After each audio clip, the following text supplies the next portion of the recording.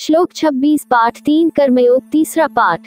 न बुद्धिभेदम जनयेद ज्ञाना कर्मस्ति ज्ञानाम जोषयेत् सर्व कर्माणि विद्वान युक्तः समाचरन्। परमात्मा के स्वरूप में अटल स्थित हुए ज्ञानी पुरुष को चाहिए कि वह शास्त्र विहित कर्मों में आसक्ति वाले अज्ञानियों की बुद्धि में भ्रम अर्थात कर्मों में अश्रद्धा उत्पन्न न करे, किंतु स्वयं शास्त्र विहित समस्त कर्म भली भांति करता हुआ उनसे भी वैसे ही करवाए।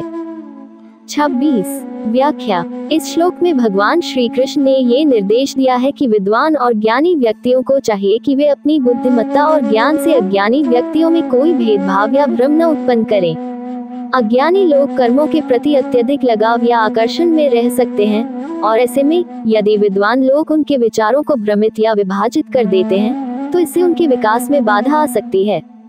इसके बजाय विद्वानों को चाहिए कि वे स्वयं उचित कर्मों का पालन करें और अपने आचरण के माध्यम से दूसरों को सही दिशा दिखाएं।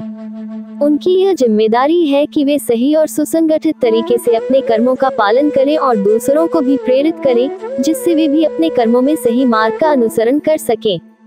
इस प्रकार इस श्लोक का तात्पर्य यह है कि विद्वानों को अपनी बुद्धिमत्ता का उपयोग सजग और सुसंस्कृत तरीके से करना चाहिए, ताकि वे समाज में सकारात्मक प्रभाव डाल सकें और लोगों को सही मार्ग पर ले जा सकें। श्लोक 27 पाठ 3 कर्मयोग तीसरा पाठ।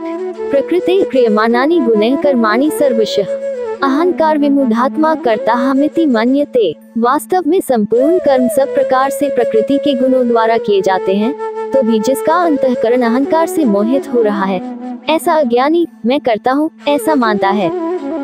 27 व्याख्या। इस श्लोक में भगवान श्री कृष्ण ने बताया है कि प्रकृति के गुणों के कारण मनुष्य कर्म करता है। प्रकृति के 3 गुण सत्व सत्यता, रजस लालसा और तमस अज्ञान, इनके प्रभाव से हर व्यक्ति कर्म करता है। लेकिन जो व्यक्ति अहंकार अहम से ग्रस्त होता है, वह यह मानता है कि मैं ही सब कुछ कर रहा हूँ, जबकि वास्तव में कर्म प्रकृति के गुणों द्वारा किए जाते हैं। इस प्रकार अहंकार से मोहित व्यक्ति अपने कार्यों की सफलता या असफलता को अपने व्यक्तिगत प्रयासों से जोड़ता है, जबकि वास्तव में वह केवल एक साधन होता है और वास्तविक कर्ता प्रकृति के गुण होते हैं। इस श्लोक का मुख्य संदेश यह है कि हमें अपने कर्मों की जिम्मेदारी को समझना चाहिए और अहंकार से बचना चाहिए। ये भी बताता है कि हम जो कर्म करते हैं वे हमारी अपनी शक्ति से नहीं, बल्कि प्रकृति के गुणों के प्रभाव से होते हैं।